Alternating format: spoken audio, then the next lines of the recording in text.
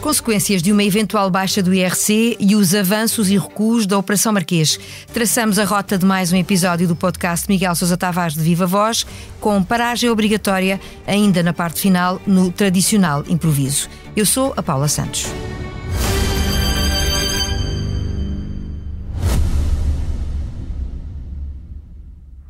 Subscrever o Expresso é ter acesso à melhor informação, a uma vasta oferta de conteúdos exclusivos e à opinião de referência. Subscrever o Expresso é tornar-se membro do nosso clube, poder ser voz ativa de uma comunidade informada e beneficiar de vantagens exclusivas. Subscreva o Expresso em expresso.pt/digital. Expresso. Liberdade para pensar.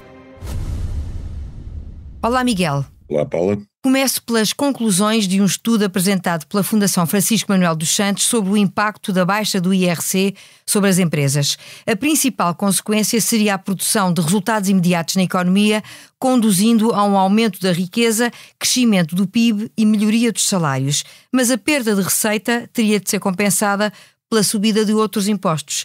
É por isso que escreve na sua crónica desta semana que se trata de um trabalho simultaneamente útil e inútil?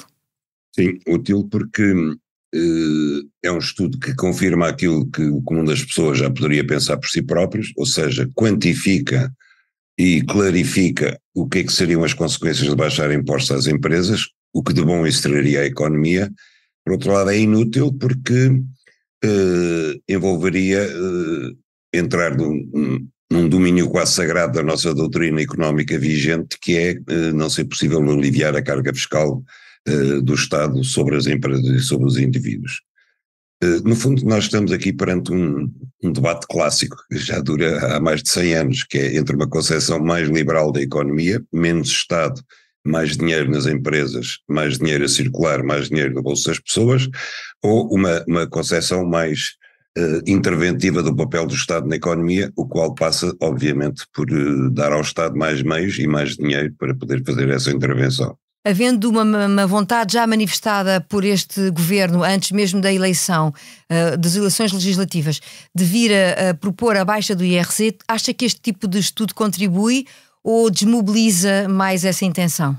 Este tipo de estudo, obviamente, contribui para, ajuda a cimentar aquilo que eram os planos iniciais do governo. Agora, o que eu acho é que, como já se tem visto, não há grande margem de manobra para baixar impostos por parte do governo da AD, mesmo que o quisesse, e eu recordo que havia um plano inicial, que era baixar o IRC até aos 15% ao longo da legislatura. Dificilmente isso vai ser conseguido, aliás nem sequer está nos planos iniciais, e mesmo a baixa do IRS, aquilo que se tem visto é que o Partido Socialista e a oposição têm consentido até agora é apenas baixar o IRS nos escalões mais baixos, nem sequer no quinto e sexto escalões, que é o centro, digamos, onde está a classe média, muito menos nos escalões daí para cima, o sétimo, oitavo e nono escalões. Portanto, a ideia inicial da política económica da AD, fundamentada em baixas de impostos, não é possível de aplicar porque a AD não tem maioria absoluta no Parlamento e a oposição de esquerda não lhe vai consentir. O Miguel coloca um outro cenário no seu texto para compensar essa baixa de IRC sem recorrer à questão dos impostos, que é uma hipótese que lhe parece muito distante da realidade. A possibilidade de o governo cortar na despesa permanente do Estado. Porque é que nunca foi uma opção, ou pelo menos nos anos mais recentes, não foi uma opção válida esta?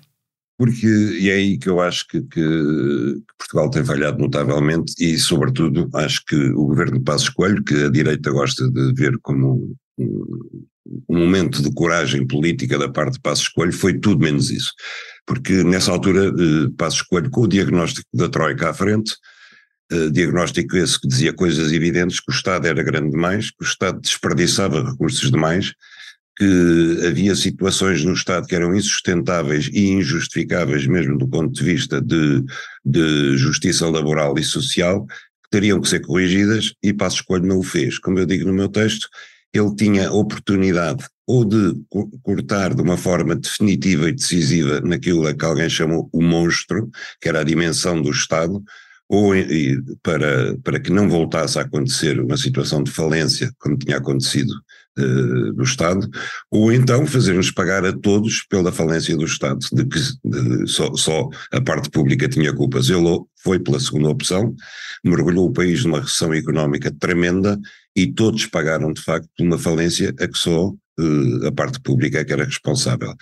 Desde há muito tempo que em Portugal tem havido uma política de criar mais gente dependente do Estado, e quando digo dependente não é de apoios sociais, porque há dinheiro para apoios sociais e há dinheiro para investimento público. Agora, há muitos dependentes do Estado que não tinham que o ser, não apenas pessoas e funcionários públicos, mas também empresas, institutos públicos, até fundações privadas que recebem dinheiros públicos, e tudo isso gera uma despesa permanente do Estado que não é reprodutiva, que sobrecarrega o orçamento do Estado e que não permite, nomeadamente, fazer investimento público. Nós temos, nos últimos anos, temos tido dos piores índices de investimento público de toda a Europa.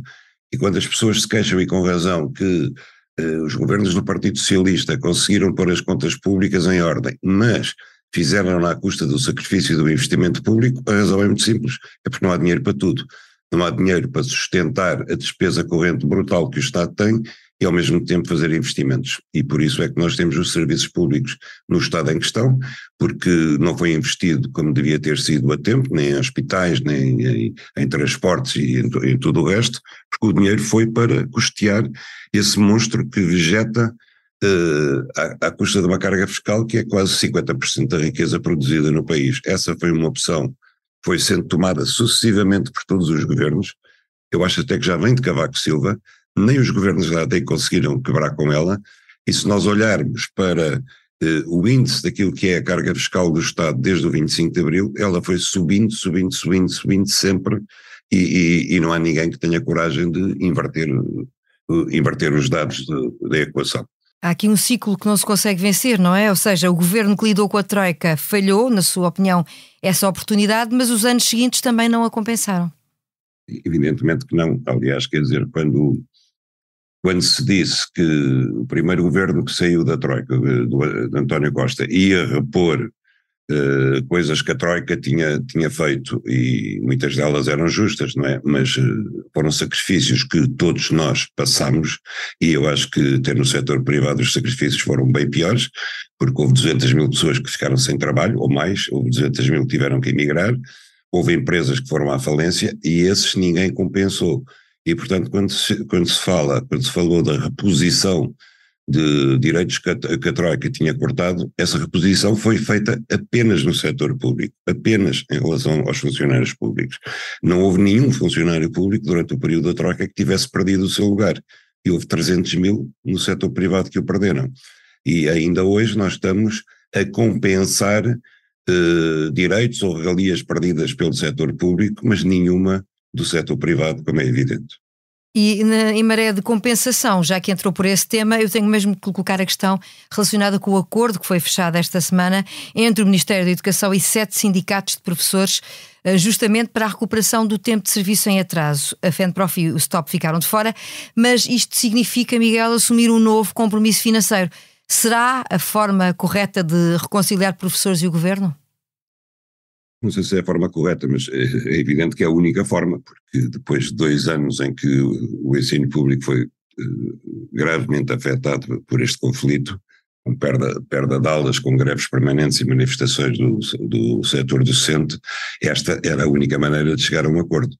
Agora, o que eu acho extraordinário é que até agora o CTAU ainda não conseguiu, ao fim de mais de 1 ano e meio que lhe foi pedido, contabilizar quanto é que vai custar ao Estado a reposição do tempo integral de serviço perdido pelos professores. Ainda não sabemos quanto é que isso vai custar.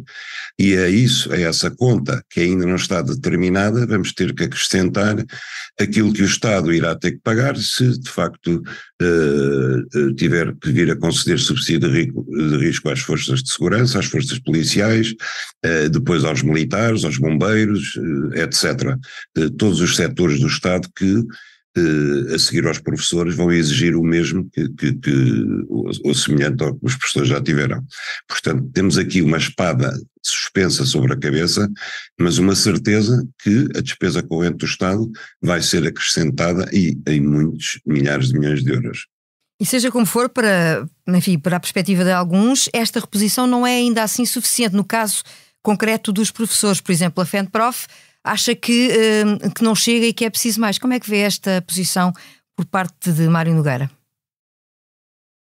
Olha, Mário Nogueira é membro do Comitê Central do Partido Comunista. O Partido Comunista jamais assinou um acordo laboral com quem quer que fosse, em sede de concertação social, e Mário Nogueira também jamais estará de acordo com qualquer proposta apresentada pelo Ministro da Educação. Portanto, até ao final, ele nunca assinará nada, continuará sempre a reclamar, porque é isso que lhe dá força junto dos professores. Portanto, como dizia o Ministro, não faz parte da solução, é isso?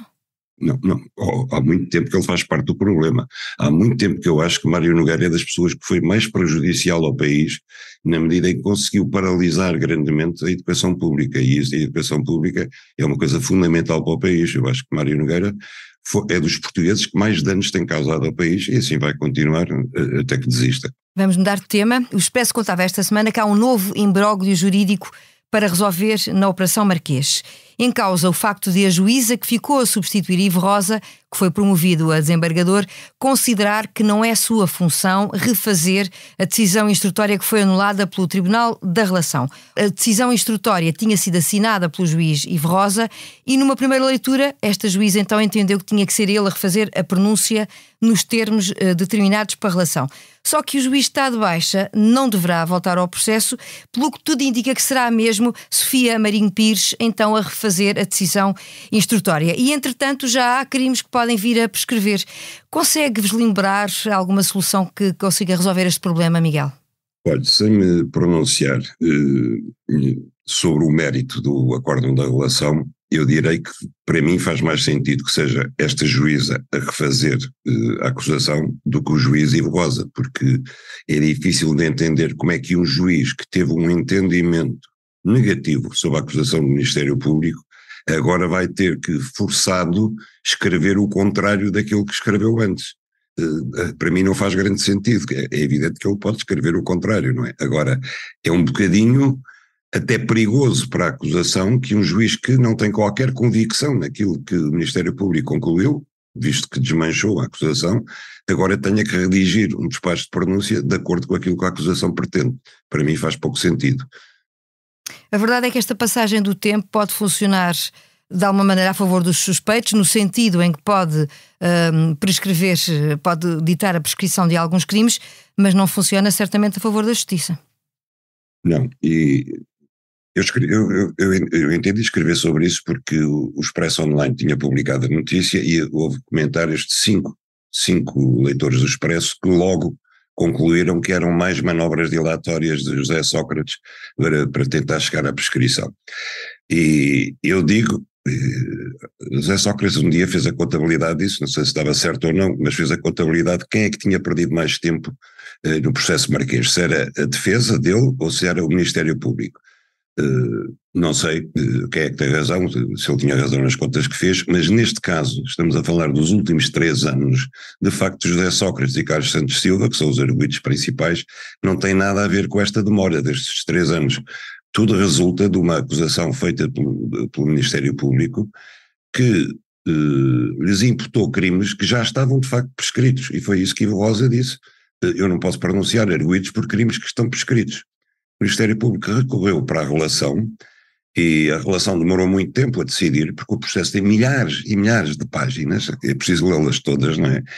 E entendeu que o Ministério Público recorreu dizendo, bom, de facto os crimes estão prescritos, mas nós enganámos-nos, não eram esses crimes que queríamos acusar, eram outros, e a relação deu-lhes razão. E José Sócrates não tem nada a ver com isso, não foi ele que recorreu do despacho, foi o Ministério Público. Não foi ele que demorou o tempo necessário para que a relação aprovasse isso, foram as juízas desembargadoras. E agora o processo regressa, também não é ele que tem culpa disso. Portanto, aqui estamos perante uma coisa que se calhar poderia ter sido evitada se o Ministério Público não se tivesse enganado, como diz que se enganou, e em vez de acusar os arguidos por corrupção para prática de ato lícito, tivesse acusado por corrupção para a prática de ato ilícito, que é aquilo que eles agora são acusados. E assim se prolongam os processos no tempo. Passámos em revista os temas da crónica semanal, abrimos caminho para o improviso. Muito se tem escrito sobre as palavras de Aguiar Branco no Parlamento a propósito de uma intervenção do Chega e dos limites ou não da liberdade de expressão, a ponto do Presidente da Assembleia da República se ter vindo explicar e até vindo apresentar esta semana uma proposta que sugere uma alteração no regimento e abre caminho para que possa ser adotado um voto de repúdio ou de rejeição contra discursos de ódio. Acha que foi uma intervenção que pode comprometer a imagem e a autoridade de Aguiar Branco daqui para a frente? Não, eu acho que não. Eu acho que não, quer dizer, eu tenho seguido, de certa maneira, embasbacado a imensa discussão que tem havido à volta de tudo isto. Mas o fundamental é irmos à declaração que fez André Ventura no Parlamento. E aquilo que ele disse foi que o aeroporto de Istambul, que é do tamanho que está projetado vir a ser o de Alcochete, foi feito em 5 anos, porque é que o nosso há de ser feito em 10 ou 12. E depois acrescentou, e os turcos não são conhecidos por trabalharem bem. Ora, a declaração é infeliz e está errada porque bastava que André Ventura tivesse consultado os índices de produtividade laboral, nomeadamente da OCDE, e via que a Turquia está classificada bem à frente de Portugal em termos de produtividade do trabalho. Portanto, essa declaração está errada. Depois, André Ventura podia ter pensado que o problema não é os 5 anos que o aeroporto de Istambul demorou a ser construído e os 10 que o nosso vai demorar, no mínimo. O problema é os 5 anos que vai demorar o aeroporto de Alcochete até poder começar a ser construído. São os 5 anos de burocracias, de recursos administrativos, se não judiciais, dos prazos todos que estão compreendidos no acordo que foi feito entre o Governo e a ANA. É esses 5 anos que são incompreensíveis e que só ultrapassados os prazos previstos no caderno de encargos, só ultrapassados estes 5 anos, é que então poderá ser lançada a primeira pedra do aeroporto de Istambul. É isso que não aconteceu na Turquia, é isso que eu acho que não acontece em lado nenhum. Portanto, o problema aqui não é uma questão de produtividade, até porque não serão os portugueses, certamente, a construir o aeroporto de Alcochete, mas sim nepaleses, marroquinos, brasileiros, como foram eles que fizeram a Expo e a Ponte Vasco da Gama. Portanto, não é um problema de quem é que trabalha mais depressa, mas é de quem consegue mais depressa pôr obra no terreno, sem passar pela burocracia toda que nos caracteriza. Esse é que é o problema. Agora, a frase em si, eu não a vejo nem como injuriosa, nem como insultuosa. Porque senão amanhã, se um deputado disser, por exemplo, os franceses não são conhecidos por ser o povo mais simpático do mundo, os ingleses são conhecidos por ser arrogantes, quer dizer, será que o deputado está a insultar uma nação, está a insultar todo um povo? E se estiver, isto é proibido dizer? Quer dizer, não se pode dizer no Parlamento aquilo que nós dizemos cá fora em voz corrente? Eu acho absurdo. O problema, penso eu, Miguel, partiu não só da reação a essa intervenção de André Ventura, mas sobretudo daquilo que depois Aguiar Branco disse em resposta a interrogações que surgiram do lado dos partidos mais à esquerda, nomeadamente do Partido Socialista, admitindo que outro tipo de discurso ainda mais violento, diria eu, do que este André Ventura, possa também ser aceito. E é isso que abre um caminho para toda uma discussão, não é? Sim, Paula, eu percebo o que está a dizer. Eu acho que a resposta da Aguiar Branco a Alexandre Leitão foi talvez um pouco imponderada, mas a pergunta de Alexandre Leitão também é deslocada, porque não há comparação entre dizer que um povo não é trabalhador ou dizer que um povo é mandrião e é corrupto ou qualquer coisa do género. Não é comparável. Eu acho que a gestão das intervenções na Assembleia da República por parte do Presidente deve ser feito caso a caso e por bom senso. E ele tem mecanismos para o fazer, não há que rever o regimento da Assembleia e neste caso ele não tinha que intervir. Acho que a Aguiar Branco não foi muito feliz depois ao tentar teorizar quando é que intervém, quando é que não intervém. Agora deixa-me dizer uma coisa, no meio disto tudo, André Ventura foi a Madrid participar no encontro das extremas-direitas europeias e fez um discurso que é sim um discurso completamente racista e xenófobo, quando ele diz que a Europa não pode deixar entrar mais muçulmanos e islâmicos. Aí sim, e disso ninguém falou, que eu achei extraordinário. Quer dizer, essa é que é uma manifestação absolutamente racista e absolutamente xenófoba. Quer dizer, as pessoas não podem entrar por causa da religião que praticam. Onde é que isso cabe na Carta de Direitos Europeus? Aonde? Isso sim. Agora, dizer, como eu vi dizer ao Bloco de Esquerda, que a declaração que ele fez na Assembleia da República era uma declaração racista, eu fico de boca aberta. Então qual é a raça dos turcos? Os turcos acaso são amarelos, são pretos, são encarnados? Qual é a raça dos turcos? Onde é que está o racismo ali? As respostas de Miguel Sousa Tavares, o incómodo dos factos, o tema que serve de mote a este episódio do podcast Miguel Sousa Tavares de Viva Voz. A sonorização esteve a cargo do João Martins. Para a semana voltamos, já sabe, a olhar à atualidade.